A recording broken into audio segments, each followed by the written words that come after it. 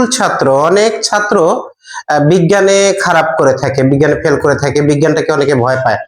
বিজ্ঞান পরীক্ষা হলে অনেকজনে বলে বাবা বিজ্ঞান হয়ে যাব অজ্ঞান, এরকম নানা ধরনের কথা কিন্তু বলে থাকে।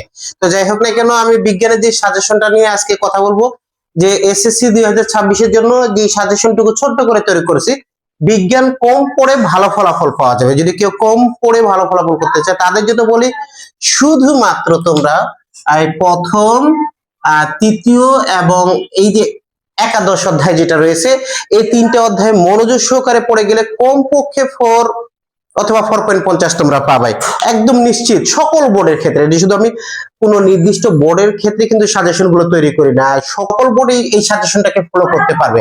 এখন কেউ যদি বলে স্যার আমি তো কম না, আমি চাচ্ছি যে আমি জিপিএ 5 নিব, আমি A+ পেতে চাই, তো এদের জন্য একটু শুধু বেশি, সেটা হলো দশম অধ্যায়টা সহ পড়ে নিতে হবে। যদি তারা 1, 2, 3 এই 4টি অধ্যায় পড়ে যায় তাহলে সুন্দর ফলাফল করতে পারবে। আর যারা চাচ্ছে যে আমরা এত রিস্ক নিতে চাচ্ছি না, আমি শুধু ভালো ফলাফল করতে চাই, তো আমি কোন অধ্যায়গুলো পড়ে যেতে পারি, এই 3টে অধ্যায় পড়ে গেলে তার রেজাল্ট আসবে। তবে সম্পূর্ণ অধ্যায়গুলো পড়তে হবে, এর একটা কারণ হলো এমসিকিউ তে যেন ভালো ফলাফল করে। তো এমসিকিউ তে ভালো ফলাফল করতে গেলে সম্পূর্ণ অধ্যায়গুলো পড়তে হবে, সংক্ষিপ্ত প্রশ্ন কিন্তু এটার মধ্যে থাকবে ইনশাআল্লাহ। তো যাই হোক, এইটুকু যদি পড়ে, আমি বলে দিলাম 100% এখান থেকেই কমন থাকবে, এর বাইরে কোনো কমন আসবে না 100%, আমি বারবার বলে দিলাম। সবাইকে ধন্যবাদ।